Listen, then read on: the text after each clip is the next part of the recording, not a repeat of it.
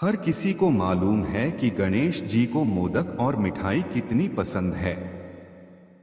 शायद इसलिए भी वो किसी के भी निमंत्रण को स्वीकार कर लेते हैं और पेट के साथ ही मन भर कर मिठाई खाते हैं।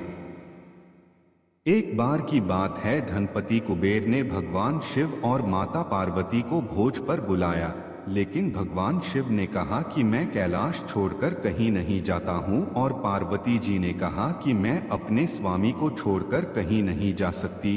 तब उन्होंने कहा कि आप हमारे स्थान पर गणेश को ले जाओ, वैसे भी उन्हें मिठाई और भोज बहुत पसंद आते हैं।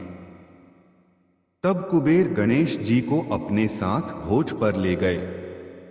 वहां उन्होंने मन भर कर मिठाई और मोदक खाए। वापस आते समय कुबेर ने उन्हें मिठाई का थाल देकर विदा किया। लौटने समय चंद्रमा की चांदनी में गणेश जी अपने चूहे पर बैठकर आ रहे थे, लेकिन ज्यादा खा लेने के कारण बड़ी ही मुश्किल से अपने आप को संभाल पा रहे थे। उसी समय अचानक चूहे का पैर किसी पत्थर से लगकर डगमगाने लगा। इससे गणेशी जी चूहे के ऊपर से गिर गए और पेट ज्यादा भरा होने के कारण अपने आप को संभाल नहीं सके और मिठाइयां भी यहाँ वहां गिर गईं।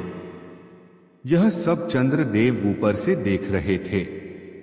उन्होंने जैसे ही गणेश जी को गिरता देखा तो अपनी हंसी रोक नहीं पाए और उनका मजाक उड़ाते हुए बोले कि जब खुद को संभाल नहीं सकते तो इतना खाते क्यों हो। चंद्रमा की बात सुनकर गणेश जी को गुस्सा आ गया। उन्होंने सोचा कि घमंड में चूर होकर चंद्रमा मुझे उठाने के लिए किसी प्रकार की सहायता नहीं कर रहा है और ऊपर से मेरा मजाक उड़ा रहा है। इसलिए गणेश जी ने चंद्रमा को श्राप दिया कि जो भी गणेश चतुर्थी के दिन तुमको देखेगा वह लोगाए के सामने चोर कहलाएगा। श्राप की बात सुनकर चंद्रमा घबरा गए और सोचने लगे कि फिर तो मुझे कोई भी नहीं देखेगा। उन्होंने शीघ्र ही गणेश जी से माफी मांगी। कुछ देर बाद जब गणेश जी का गुस्सा शांत हुआ तब उन्होंने कहा कि मैं श्राप तो वापस नहीं ले सकता, लेकिन तुमको एक वरदान देता हूं कि अगर वही व्यक्ति अगली गणेश चतुर्थी को तुमको देखेगा तो उसके ऊपर से चायर होने का श्राप उतर जाएगा।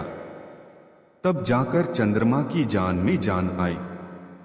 इसके अलावा एक और कहानी सुनने में आती है कि गणेश जी ने चंद्रमा को उनका मजाक उड़ाने पर श्राप दिया था कि वह आज के बाद किसी को दिखाई नहीं देंगे।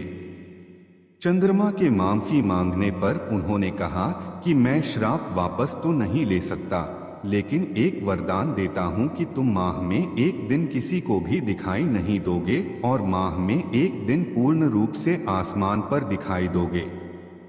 बस तभी से चंद्रमा पूर्णिमा के दिन पूरे दिखाई देते हैं और अमावस के दिन नजर नहीं आते।